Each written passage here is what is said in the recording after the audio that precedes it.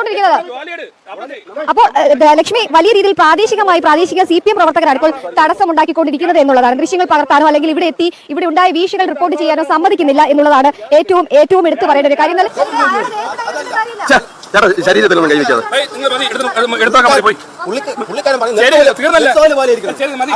ഒരു പെൺകുട്ടിയുടെ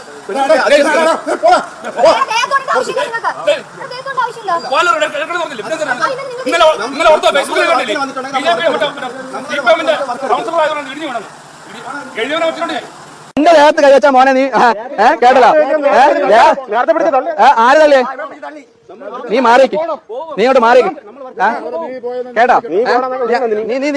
നീ ക്യാമറയെ തൊട്ട് കളിക്കണ്ട, നീ മാറിക്ക്, അവിടെ മാറിയില്ലേ മാറിക്ക്. നീ ഹെൽമെറ്റ് ഒക്കെ മാറ്റി, കുറച്ചുകൂടി ഹെൽമെറ്റ് ഒക്കെ മാറ്റി.